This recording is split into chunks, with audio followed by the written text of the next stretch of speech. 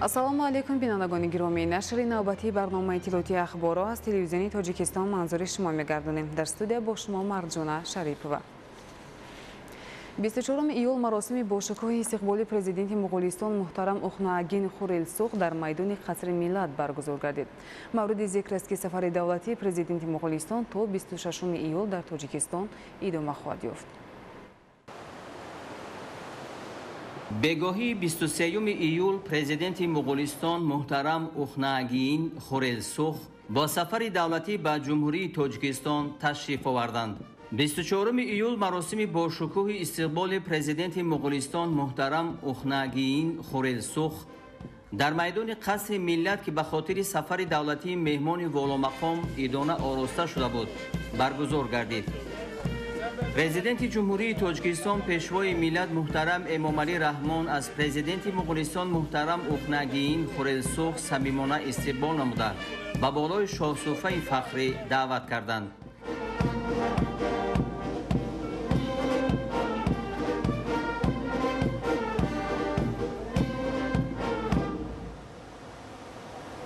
барои истиқбол аз байн омада бош. ҷаноби олӣ президенти Муғулистон батальони қараоли фахрӣ ба муносибати ташрифи давлатии шумо ба сарзамини ҷумҳурии Тоҷикистон саф ороста шуд.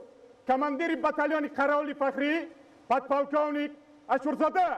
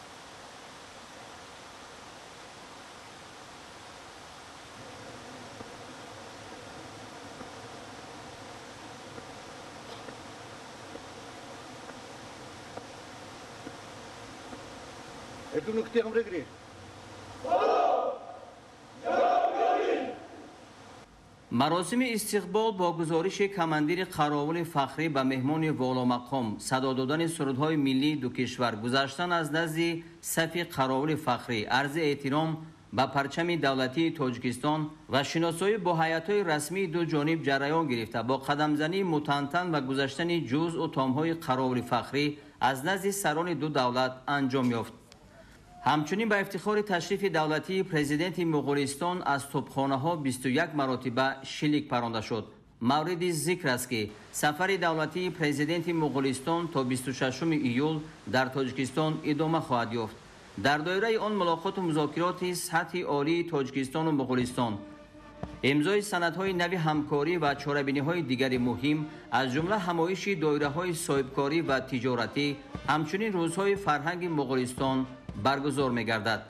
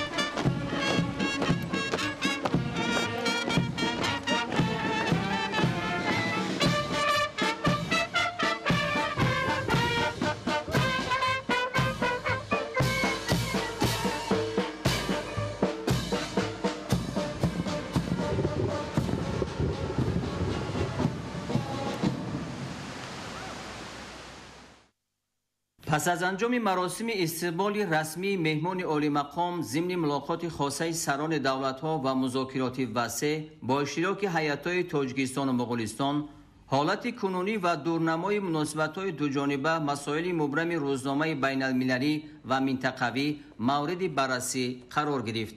پرزیدنت کشور محترم امامعلی رحمان تشریف مهمان عالی قدر پرزیدنت مغولستان و هیئت رسمی این کشور را به تاجیکستان خیر مقدم گفته علاقمندی جانب تاجیکستان را بر رشد همه‌جانبه رابطه‌ها با مغولستان دوست تاکید کردند. سرور دولت ما اظهار باوری نمودند که تبادل افکار سودمند امروزه بر روند تحکیم و توسعه همکاری در تمام ساحه‌های مورد توجه دو کشور تکانی مثبت خواهد بخشید. ضمن یادآوری از اهمیت مکالمه سیاسی سطح عالی و توسعه روابط بین پارلمانی، جانب‌ها بر ضرورت فعال گردانیدن کار گروه مشترک دوستی و همکاری بین پارلمانی همچون وسیله مهم گسترش همکاری گوناگون جنبه میان دو کشور تاکید نمودند. با مقصد توسعه منبع مجموعه همکاری تجارتی و اقتصادی، جانب تاجیکستان تهیه و قبول برنامه همکاری‌ها و راهکار صاحبی عمل‌های مشترک را اید به افزایش گردش مال برای سال‌های نزدیک پیشنهاد کرد. همزمان تأسیس شورای صاحبکاری تاجیکستان و مغولستان به مقصد موافق دانسته شد. در این ضمن برگزاری منتظم همایش‌های دایره‌های صاحبکاری و نمایشگاه‌های مال و محصولات دو کشور مهم دانسته شد. همایش اولین دایره‌های صاحبکاری و تجارتی جانب‌ها که امروز در دوشنبه برگزار می‌گردد، اقدام مهم در این سمت ارزیابی گردید. مسائل رشد همکاری در ساحه کشاورزی از جمله در بخش چارباداری مورد توجه خاص قرار داشتند. ساحه‌های صنعت کارکرد به خصوص صنعت سبک و خوراکباری، همچنین استخراج و کارکرد معدن‌های کوهی از سمت‌های آینده‌دار همکاری میان دو دولت معنی داد گردید.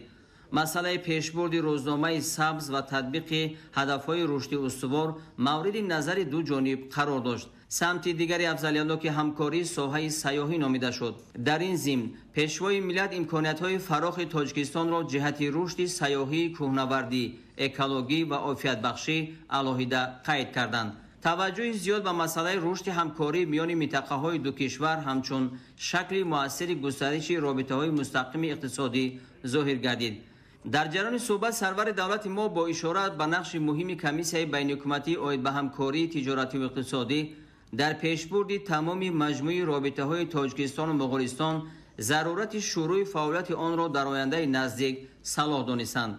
به مسائل وابسته به گسترش رابطه‌های فرهنگی و گومانیتری توجه خاص ظاهر گردید. برگزاری روزهای فرهنگ مغولستان در تاجیکستان قدم اول مهم در این سمت ارزیابی شد. طرف‌ها همچنین از توسعه رابطه‌ها در بخش‌های علم، معارف، وسایط اخبار عامه، آثارخانه‌ها، سیاست جوانان و ورزش جانبداری نمودند. همزمان در رابطه به مسائل مبرم روزنامه جهانی و منطقوی تبادل افکار انجام یافته. جانب‌ها از ادامه همکاری سازنده دو دولت در این جهت در دایره نهادهای بسیار جانبه به خصوص سازمان ملل متحد و مؤسسه‌های مخصوص آن جانبداری نمودند. سرور دولت ما از مساعدت پیوسته جانب مغولستان در پیشبرد تشبس‌های جهانی تاجیکستان و به مسائل آب و اقلیم اظهار قناعتمندی کرده.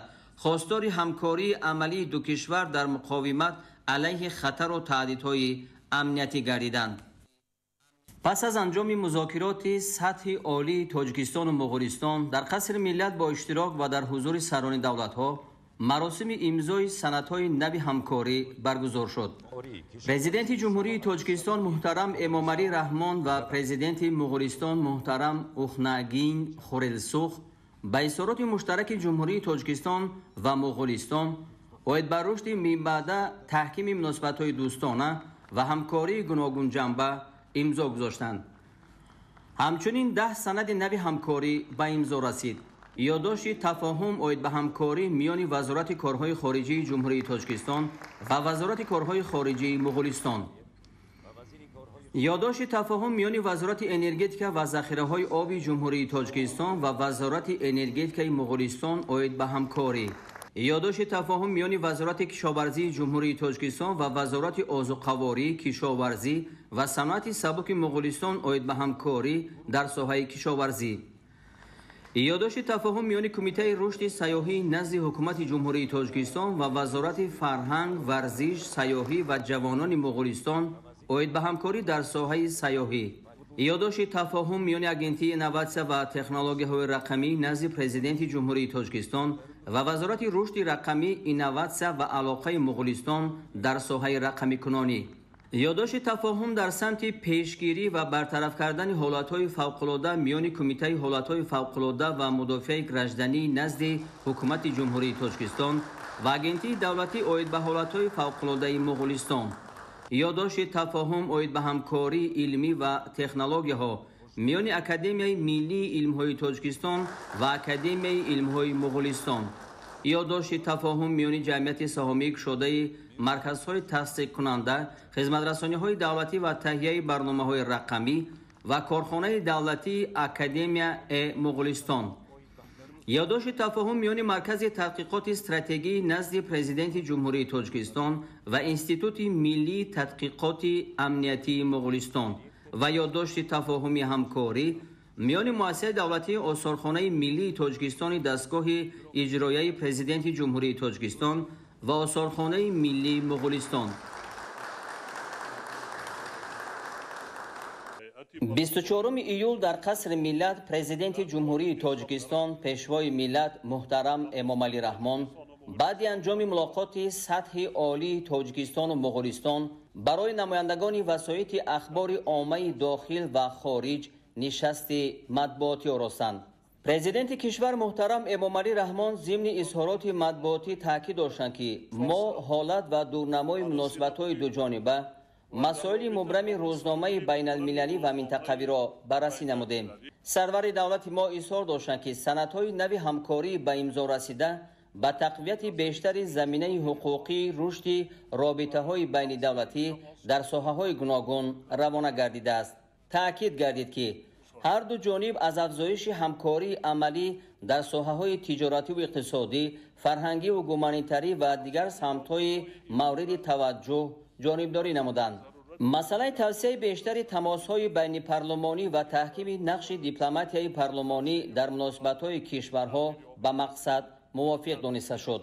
گفته شد که هر دو جانب بر رشد همکاری تجارتی و اقتصادی توجه خاص ظاهر نمودند.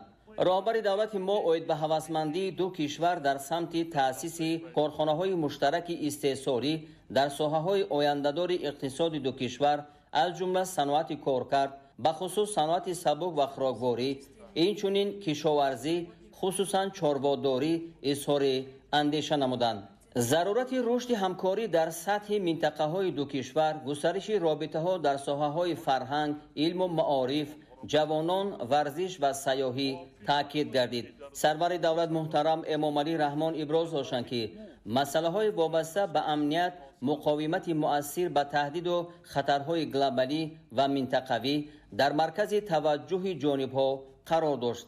گفته شد که مسائل کاهش دادن تاثیر عاقبت‌های تغییریابی اقلیم به محیط زیست، پیشبرد روزنامه سبز و تطبیق هدف‌های رشد استوار محاکمه گردید.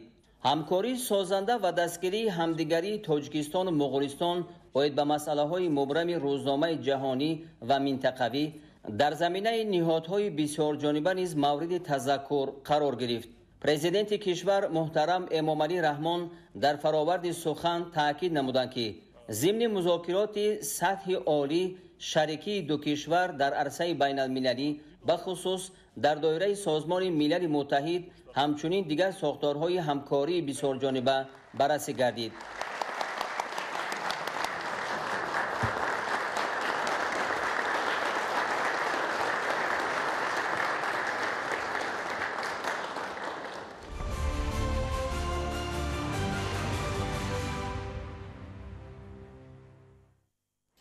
در دایره سفر دولتی به جمهوری تاجیکستان، پرزیدنت مغولستان اوخناگین خورلسوخ از آثارخانه ملی تاجیکستان بازدید نمودند. همکارمان زرابیدین شیرینف گزارش می‌دهد. 24 ایول در دوره سفر دولتی به جمهوری تاجیکستان، پرزیدنت مغولستان اوخناگین خورلسوخ از آثارخانه ملی تاجیکستان بازدید نمود. ضمن تماشای آثارخانه، پرزیدنت مغولستان محترم اوخناگین خورلسوخ را معاون سروزیر جمهوری تاجیکستان و دیگر نمایندگان حکومت جمهوری تاجیکستان همراهی نمودند. شخصان مسئول آثارخانه ملی تاجیکستان مهمانان را استقبال گرفته از جانب راهبردان با آنها در سطح بلند کسبی سیر آثارخانوی گذرانیده شد. شعبه‌های اکسپوزیسیونی آثارخانه ملی تاجیکستان از قبیل تاریخ باستان و عصرهای میانه، تاریخ نو و نوترین که هنرمندی، لباسپوشی، طرز زیست آدمان، زرگری، کلالگری، کنده‌کاری در روی چوب، خوشنویسی، میزگری، دستاوردهای زمان صاحب استقلالی مملکت، خاصه طرز زیست و زندگانی تاجیکان را در دوره‌های گوناگون تاریخ تجسم می‌نمایند و مهمانان معرفی گردیدند. اینچنین با واسطه سیر آثارخانوی مهمانان سطح بلند بازیافت‌های دوره‌های گوناگون تاریخی را در آشیانه‌های یکم آثارخانه ملی تاجیکستان شروع از عصر سنگ تا عصر 8 و در آشیانه دوم از دوران سامانیان تا عصر 10 تماشا نمودند. اینچنین در تالارهای شعبه تاریخی نو و نوترین با دستاوردهای زمان استقلالیت مملکت و تالار تحفه‌های پرزیدنت جمهوری تاجیکستان شناس شدند. بعد از تماشای تالارهای نمایشی آثارخانه ملی تاجیکستان، پرزیدنت مغولستان اوخناگین خورلسوخ با اظهار خوشحالی در کتاب مهمانان فخری آثارخانه ملی تاجیکستان تأثیرات خویش را درج نمود.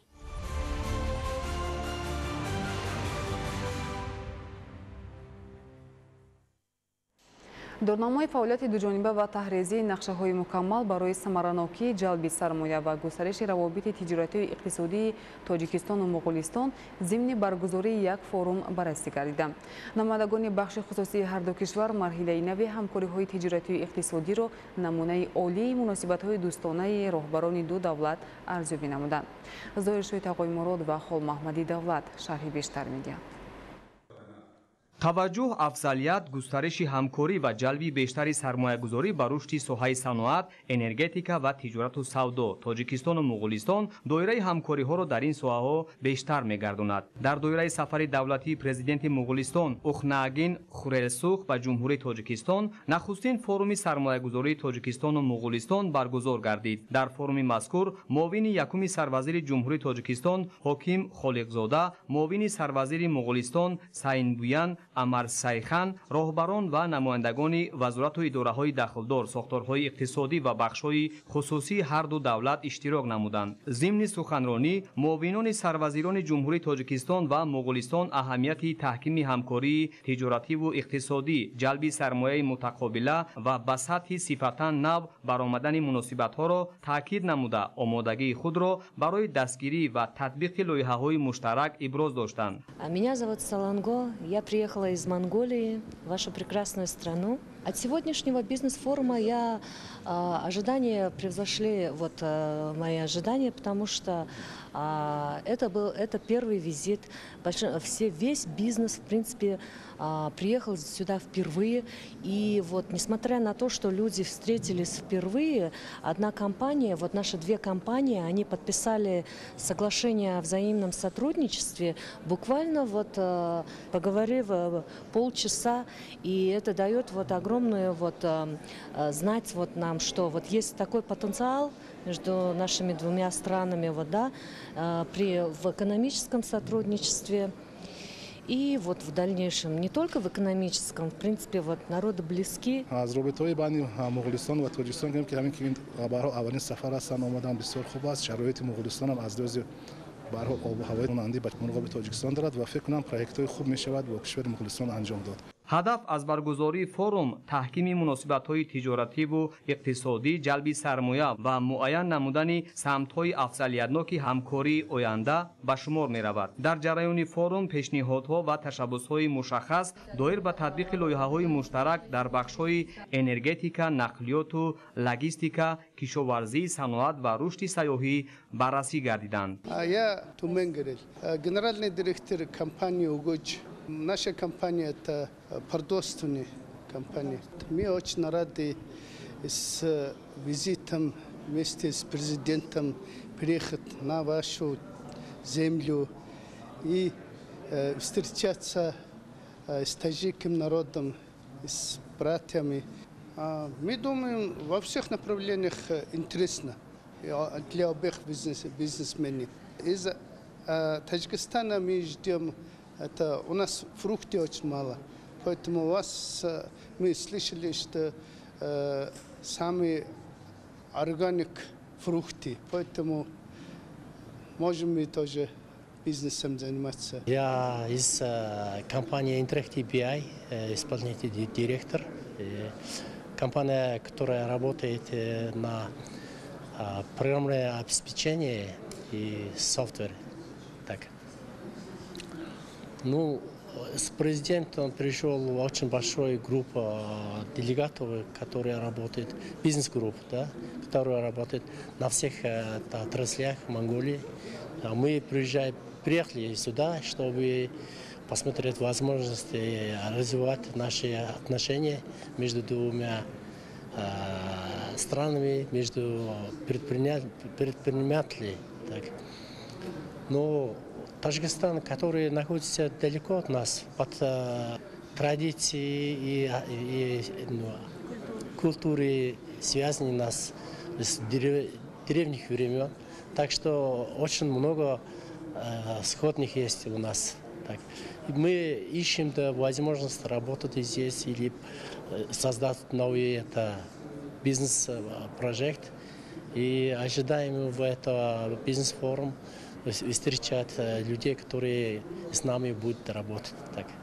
ҳамзамон дар ҳошияи форум мулоқотҳои дуҷониба байни соҳибкорони ду давлат ва вохӯриҳои соҳибкорон бо намояндагони мақомоти дахлдори давлатӣ баргузор гардида, дар ҷараёни он ҷонибҳо роҳҳои амалии ташаббусҳои иқтисодӣ ва густариши муносибатҳои мутақобили судмандро баррасӣ ва мувофиқа менамоянд. ба соҳаи саноат, ба хусус саноати сабук, саноати мошинсозӣ ва коркарди маъданҳои кӯҳии Тоҷикистон таваҷҷӯҳи бештар равона гардида, сармоягузорон ва соҳибкорони Муғулистон ҷиҳати дар оянда ба роҳ мондани ҳамкориҳои дуҷониба дар соҳаи мавриди назар ҳавасмандии худро баён доштанд. пас аз ҷаласаи пленарии вохӯрии дуҷонибаи соҳибкорони ду давлат дар шакли соҳибкор бо соҳибкор баргузор гардида, байни ширкатҳои тиҷоратии Тоҷикистону Муғулистон санадҳои ҳамкорӣ дар самти воридоту содироти маҳсулот, хизматрасонӣ, савдои дуҷониба, кишоварзӣ, тандурустӣ, нақлиёт ва соҳаи саноат ба имзо расонида шуд. Зоҳиршоҳи Тағоимрод Холмаҳмади Давлат, Меҳрӯзи Ҷумъа барои барномаи иттилоотии ахбор.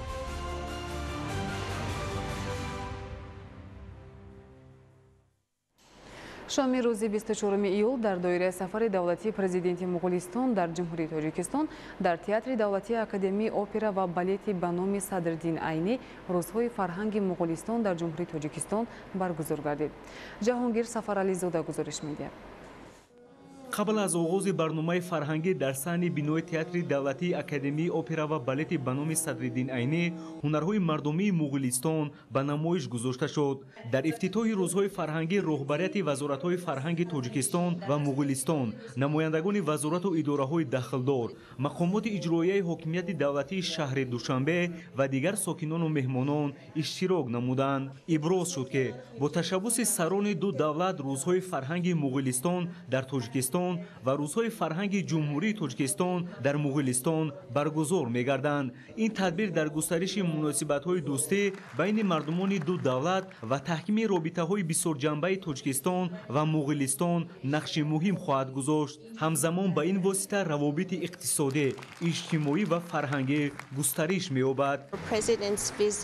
ман бовар дорам ки сафари давлатии президенти Муғулистон ба Ҷумҳурии Тоҷикистон боиси таҳкими дӯстӣ байни ин ду давлат ва тақвияти ҳамкориҳои дуҷонибаву бисёрҷониба заминаҳои мусоид фароҳам меорад.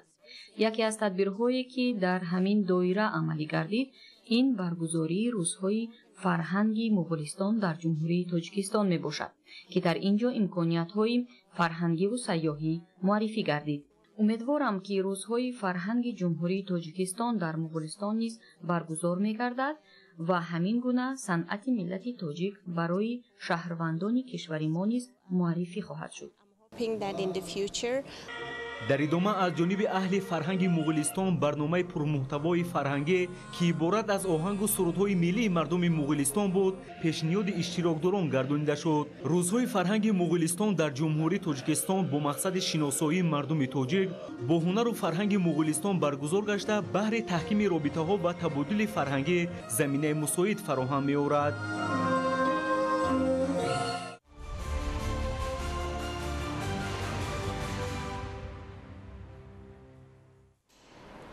بینندگان گرامی، با رسیدن اطلاعی تازه شما را همکارانمان در نشرهای منبع اخبار آشنا خواهند کرد. سلامت باشید.